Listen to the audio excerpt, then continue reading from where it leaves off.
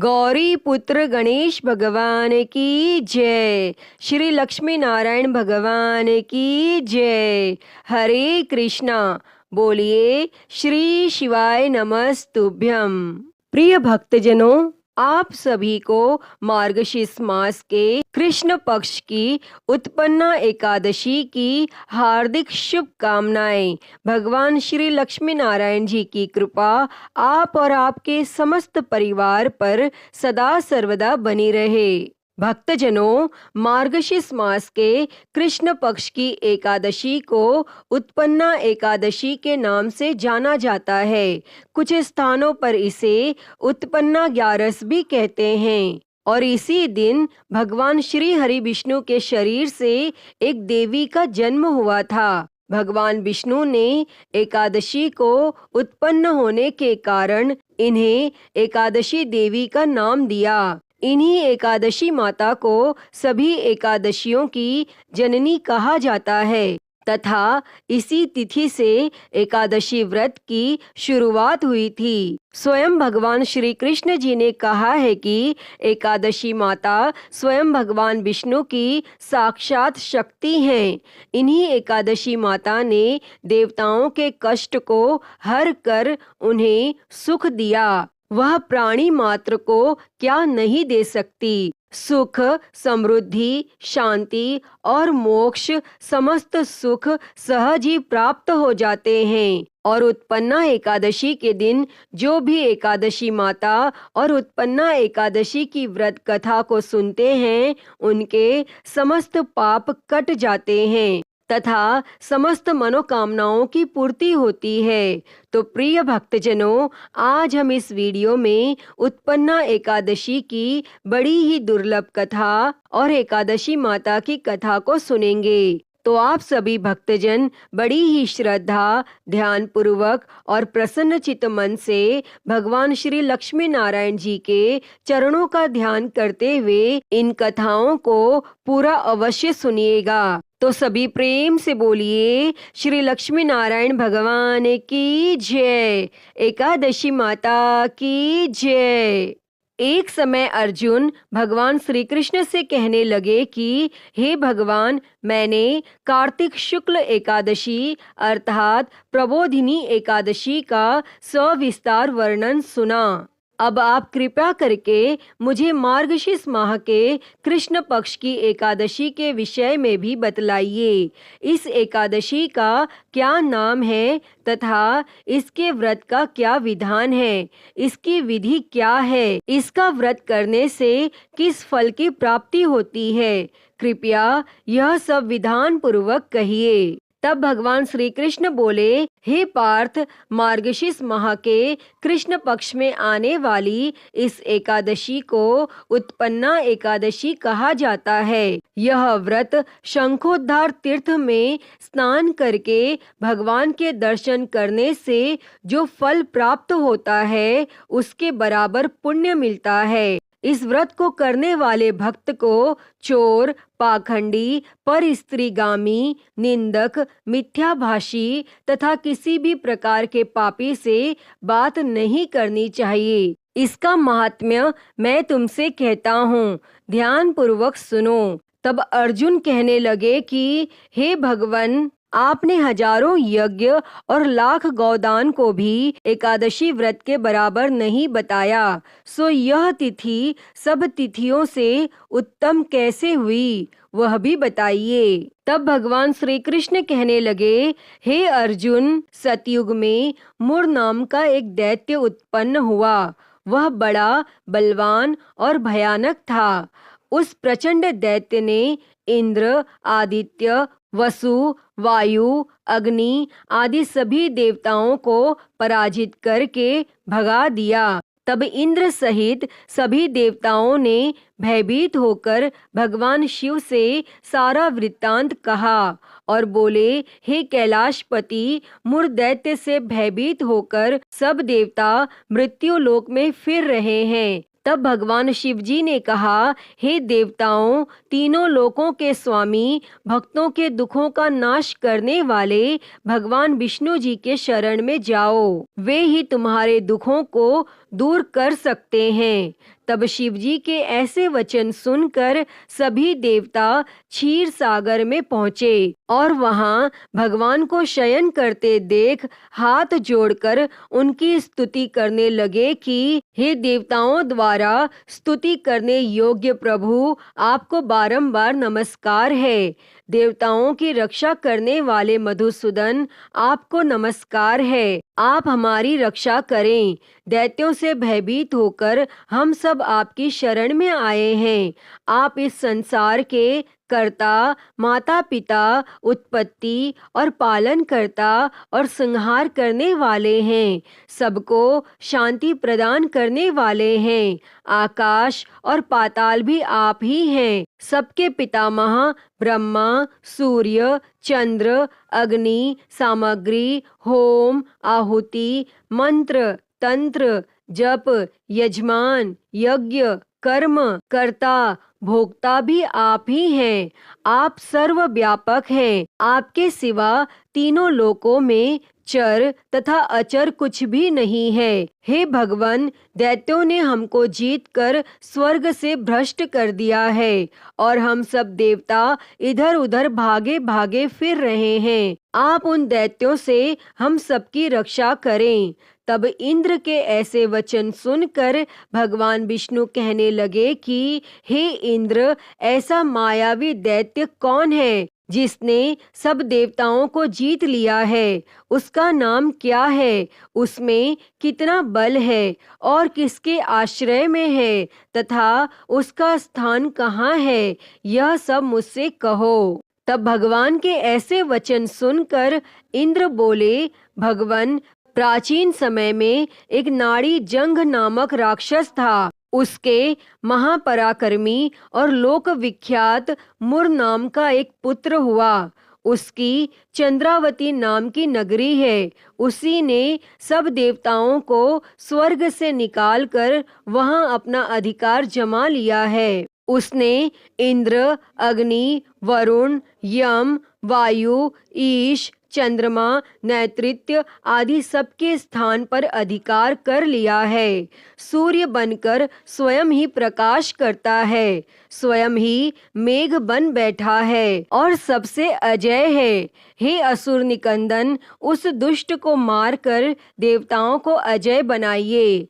तब यह वचन सुनकर भगवान ने कहा, हे देवताओं, मैं शीघ्र ही उसका संहार करूंगा। तुम चंद्रावती नगरी जाओ।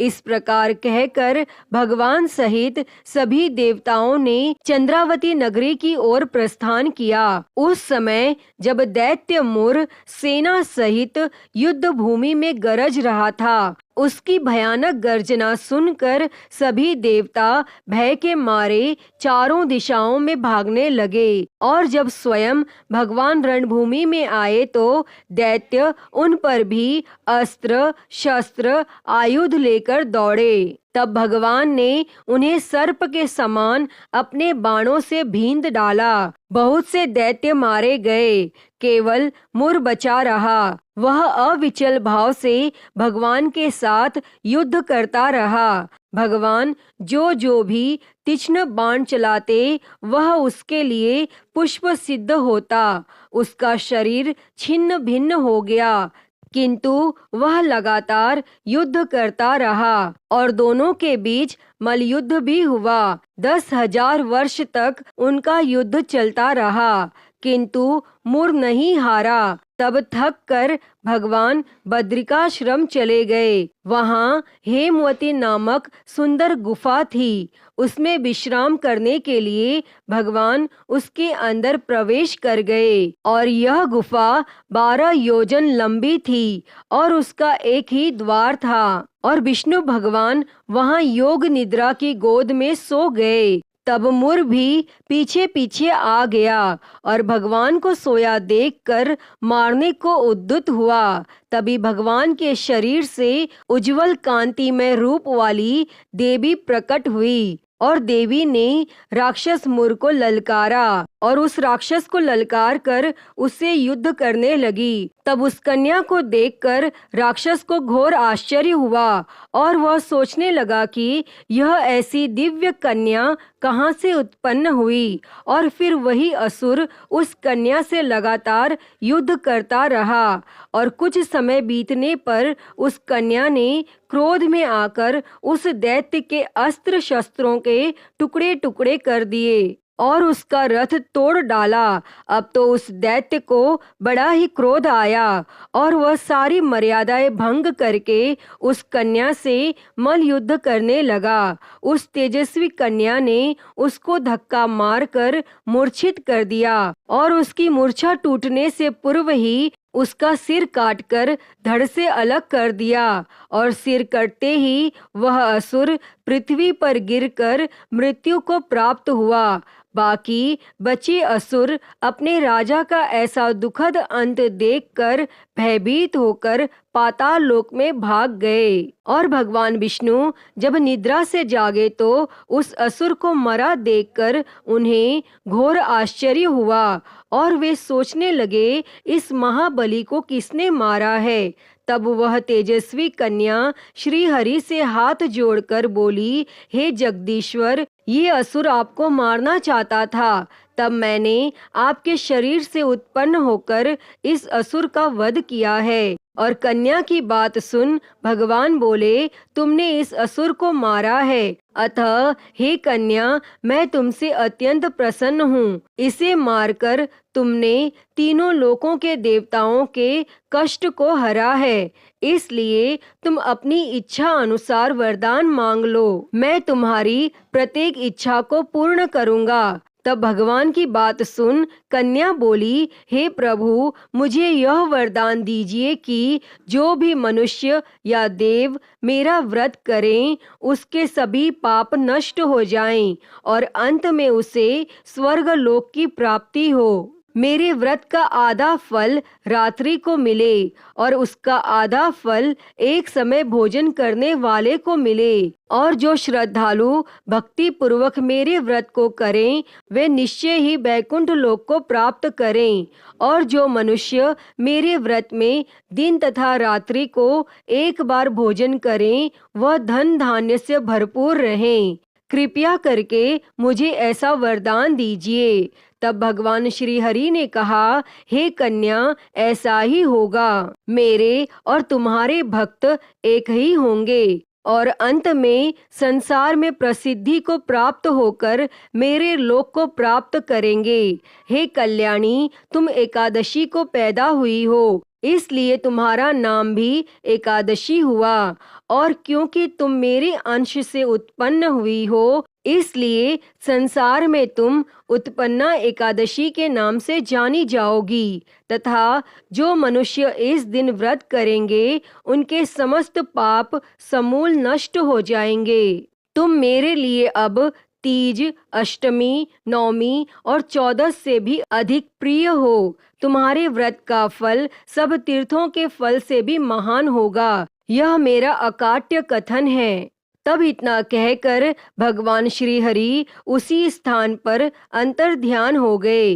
तब इसके बाद भगवान श्री कृष्ण जी अर्जुन से कहते हैं, एकादशी के व्रत का फल सभी व्रतों व सभी तीर्थों के फल से महान है। एकादशी व्रत करने वाले मनुष्यों के शत्रुओं का मैं जड़ से नाश कर देता हूँ और व्रत करने वाले को मोक्ष प्रदान करता हूँ। उन मनुष्यों के जीवन के जो भी कष्ट होते हैं मैं उन्हें दूर कर देता हूँ। अर्थात मुझे अत्यंत प्रिय एकादशी के व्रत को करने वाले प्राणी सभी ओर से निर्भय और सुखी होकर अंत में मोक्ष को प्राप्त होते हैं। हे कुंती पुत्र, यह मैंने तुम्हें एकादशी की उत्पत्ति के विषय में बताया है। श्रेष्ठ मनुष्यों को दोनों पक्षों की एकादशियों को एक समान समझना चाहिए, उनमें भेदभाव करना उचित नहीं है। जो मनुष्य एकादशी के महात्म्य का श्रवण व पठन करेंगे उन्हें अश्वमेघ यज्ञ के समान फल प्राप्त होगा। यह मेरा अकाट्य वचन है। अतः हे श्री लक्ष्मी नारायण भगवान जी, इस उत्पन्ना एकादशी की पावन कथा को कहते, सुनते और हुंकारा भरते सभी पर सदैव अपनी कृपा बनाए रखना। तो सभी प्रेम से बोलिए श्री लक्ष्मी नारायण भगवान की जय। प्रिय भक्तजनों, आइए अब बड़े ही प्रेम से एकादशी माता की कथा को सुनेंगे। एक बार एक राज्य में एक राजा रहता था। राजा बहुत ही बुद्धिमान और बलशाली था। राजा सदा ही अपनी प्रजा का बहुत अच्छे से ध्यान रखता था। प्रजा भी राजा को बहुत पसंद करती थी। राजा की 2 बेटियां थीं। राजा अपनी दोनों बेटियों से बहुत प्रेम करता था। राजा की छोटी बेटी देखने में बहुत सुंदर और आकर्षित थी, और वहीं पर राजा की बड़ी बेटी छोटी बेटी के मुकाबले थोड़ी कम सुंदर थी। राजा की छोटी बेटी माता की पूजा किया करती थी, और सभी लोग राजा की छोटी बेटी से बहुत प्रेम करते थे और बहुत प्रशंसा किया करते थे। राजा भी अपनी छोटी बेटी को बड़ी बेटी से अधिक प्रेम करता था, जिसके कारण राजा की बड़ी बेटी को अपनी छोटी बहन से बहुत नफरत होने लगी थी।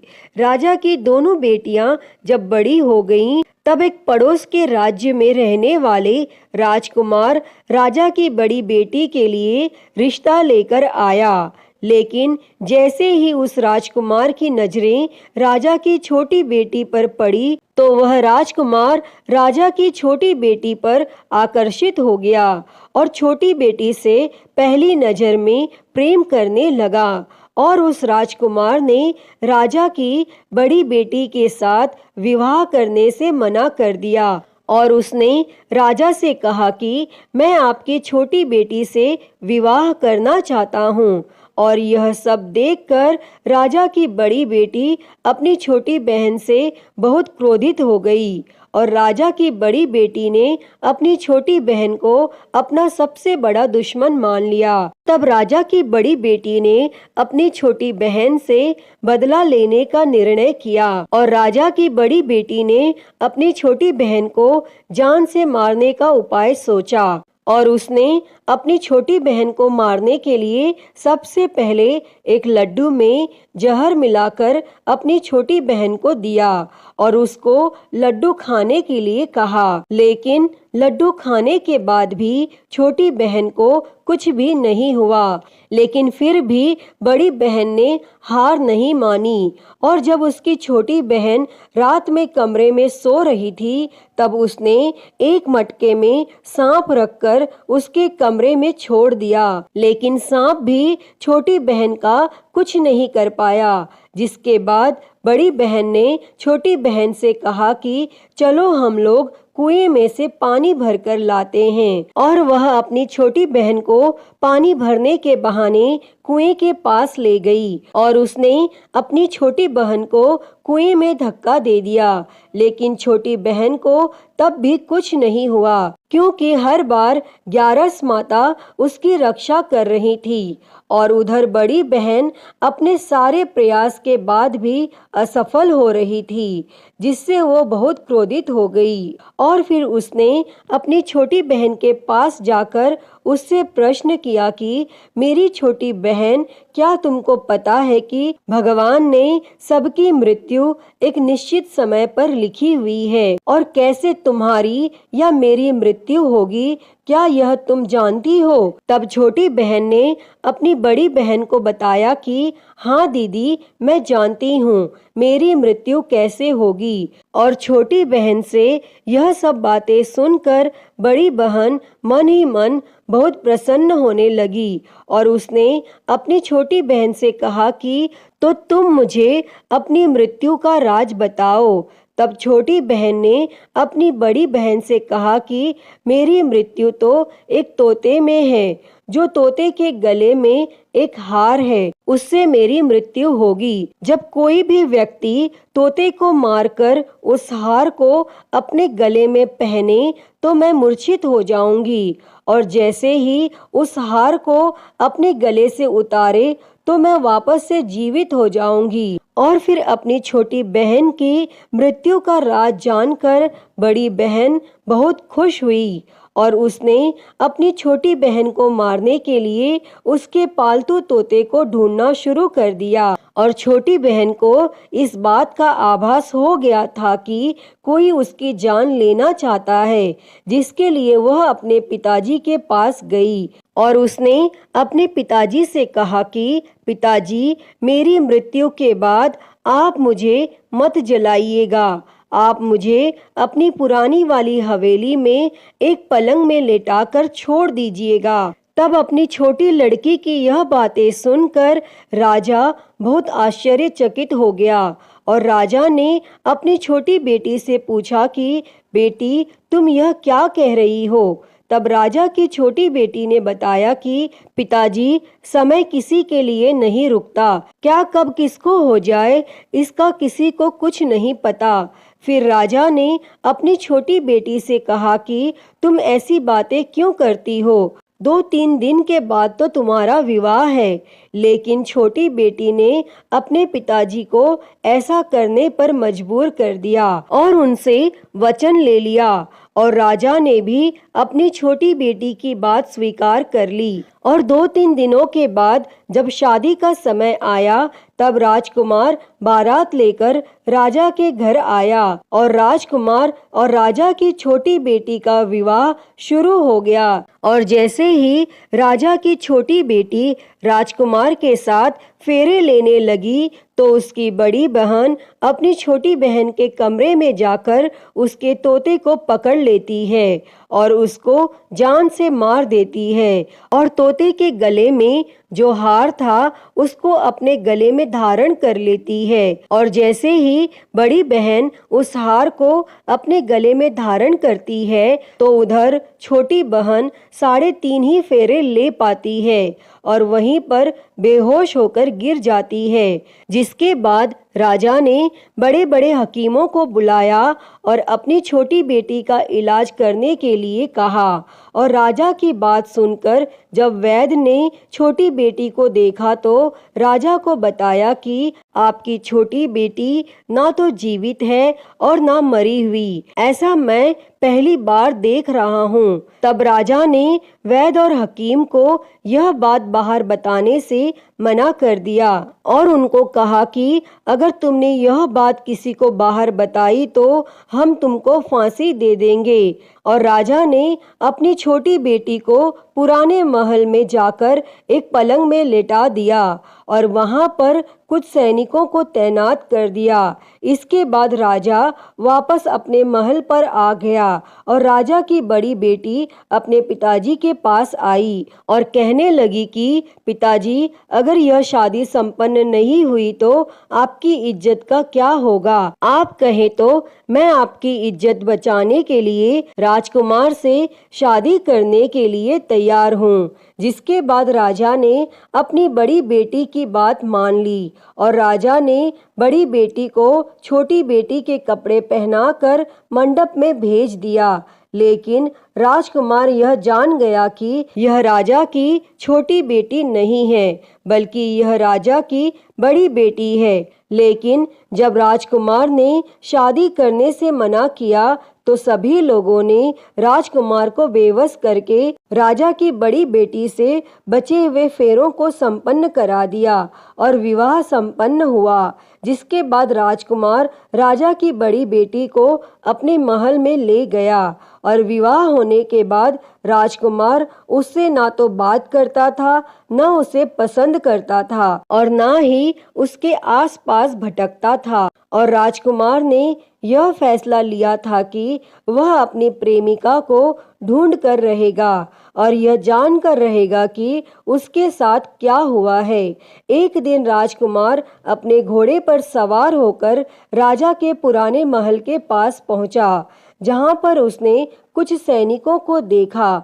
महल के पास पहुंचकर राजकुमार ने जब महल को ध्यान से देखा तो वह समझ गया कि यह तो हमारे ससुर जी का ही महल है। तब राजकुमार ने सैनिकों से पूछा कि तुम लोग यहाँ क्या कर रहे हो और इस महल के अंदर उस पलंग में कौन लेटा है। जिसके बाद सैनिकों ने बताया कि यहाँ पर राजा की छोटी बेटी लेटी है। और यह सुनकर राजकुमार बहुत प्रसन्न हो गया और वह तुरंत अपनी प्रेमिका के पास पहुंच गया और उसकी सेवा करने लगा।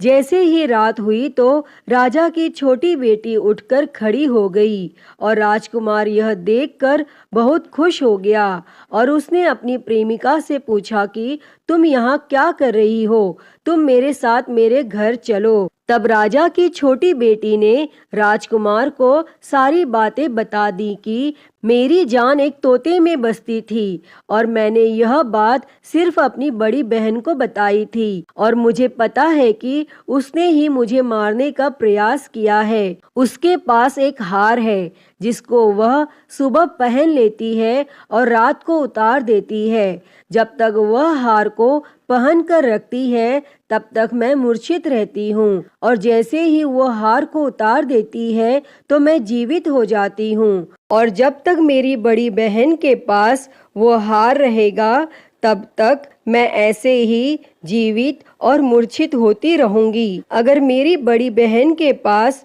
जो हार है वो मेरे हाथ लग जाए तो मैं हमेशा के लिए जीवित हो जाऊंगी। तब राजकुमार यह सब बातें सुनकर राजा की छोटी बेटी के पास रहने का निर्णय ले लेता है और उसने अपने बचे हुए सारे फेरे उस पलंग में लेटी हुई राजा की छोटी बेटी के साथ ले लिए और अपना विवाह पूर्ण कर लिया और वहीं पर वह रहने लगा। और देखते ही देखते कुछ समय में राजा की छोटी बेटी और राजकुमार की पत्नी गर्भवती हो गई और एक दिन राजकुमार को किसी काम से बाहर जाना पड़ा। तब छोटी बहन के पेट में बहुत तेज से दर्द होने लगा, जिसके बाद उसने माता का आह्वान किया, जिसके बाद वहां माता प्रकट हुई और उन्होंने अपने भक्त के दर्द को दूर किया और एक पुत्र की प्राप्ति करवाई। तब वहीं पर अचानक से राजकुमार भी आ गया। राजकुमार ने ग्यारस माता को देखा तो वह आश्चर्यचकित हो गया और उसने तुरंत ग्यारस माता को प्रणाम किया और ग्यारस माता ने राजकुमार से कहा, जब तुम्हारा पुत्र 5 वर्ष का हो जाए तो तुम आकर अपनी पत्नी का हार इसके गले में डाल देना। और देखते ही देखते राजकुमार और राजा की छोटी बेटी का पुत्र 5 वर्ष का हो जाता है। तो राजकुमार अपने बेटे से कहता है कि बेटा, मैं कुछ काम से बाहर जा रहा हूँ, तुम अपनी माता का ध्यान रखना। और वह वहाँ से चला जाता है और राजकुमार को बाहर निकलता हुआ बड़ी बहन के सैनिक देख लेते हैं और बड़ी बहन को जाकर सारी बातें बता देते हैं। जिसके बाद बड़ी बहन अपनी छोटी बहन के पुत्र को वहाँ से उठवा लेती है और उसको मरवा देती है। छोटी बेटी के पुत्र के 2 टुकड़े करवा देती है। पहला टुकड़ा चक्के के पास छुपा देती है और दूसरा टुकड़ा अपने पलंग के नीचे रख लेती है। और तब ग्यारस माता भिखारी का रूप लेकर आती हैं और एक भिखारी का रूप रखकर बड़ी बहन के पास चली जाती हैं। जिसके बाद वहां पर वह भिक्षा मांगने लगती हैं। तो बड़ी बहन अपने नौकरों से कहती है कि जाकर भिक्षा दे दो, लेकिन जैसे ही नौकर ग्यारस माता को भिक्षा देने के लिए आते हैं तो माता उन्हें मना कर देती है और कहती है कि मैं तुम्हारी महारानी से ही भिक्षा लूंगी। जिसके बाद बड़ी बहन स्वयं ही भिक्षा देने के लिए माता के पास आती है। तब माता एक बिल्ली का रूप लेकर उसके कमरे में चली जाती है और वहां पर छोटी बेटी के पुत्र के 2 टुकड़े को आपस में जोड़ देती हैं और उसे जीवित कर देती हैं और फिर उसे वहां से ले जाती हैं। तब राजकुमार अपने बेटे को लेकर अपनी पत्नी के पास जाता है और उसे कहता है कि तुम इसका ध्यान रखना। अगर तुम इस बच्चे का अच्छे से ध्यान रखोगी तो मैं तुमसे बात करूंगा। और एक दिन राजकुमार अपने बेटे से कहता है कि तुम अपनी माता से उनके गले का हार मांग लो। तो अपने पिता की बात मानकर राजकुमार का बेटा अपनी माता जी के पास जाता है और कहता है कि माता, मुझे तुम्हारा हार चाहिए। और यह सुनकर पहले तो बड़ी बहन बहुत क्रोधित होती है, पर उसको यह याद आता है कि राजकुमार ने कहा था कि अगर मैं इस बच्चे का ध्यान अच्छे से रखूंगी तो वह मुझसे बात करेंगे, जिसके कारण वह हार उस बच्चे को दे देती है और वह तुरंत हार को ले जाकर अपने पिताजी को दे देता है। और तभी राजकुमार अपने बेटे को लेकर वहां से जाने लगता है और अपनी पत्नी से कहता है कि तुम हमारे लिए खाना बनाकर रखना, मैं शाम को आकर तुम्हारे साथ खाना खाऊंगा। और वह अपने बेटे को लेकर वहां से चला जाता है और उसके बाद वह राजा के पास जाता है और उनको सारी बातें बता देता है। तब राजा अपनी बड़ी बेटी की यह करतूत सुनकर बहुत क्रोधित होते हैं और अपनी परवरिश पर ही दोष देने लगते हैं। राजकुमार को अपनी छोटी बेटी के साथ रहने के लिए आदेश दे देते हैं और इस प्रकार ग्यारस माता की कृपा से राजकुमार और राजा की छोटी बेटी सुखपूर्वक रहने लगते हैं। अतः हे ग्यारस माता, इस कथा को कहते, सुनते और हुंकारा भरते सब पर अपनी कृपा करना। सभी के जीवन से दुखों को दूर कर सभी के जीवन में सुख और समृद्धि देना। तो सभी प्रेम से बोलिए एकादशी माता की जय, श्री लक्ष्मी नारायण भगवान की जय, श्री उमापति महादेव की जय। प्रिय भक्तजनों, तो मैं उम्मीद करती हूँ कि आपको आज की यह कथा पसंद आई होगी और अगर वीडियो अच्छी लगी हो तो इसे लाइक करें, ज़्यादा से ज़्यादा शेयर करें और कमेंट बॉक्स में ग्यारस माता की जय लिखना ना भूलें। और महाकाल भक्ति ज्ञान चैनल को सब्सक्राइब कर नोटिफिकेशन बेल को ज़रूर ऑन कर लें। हर हर महादेव। धन्यवाद।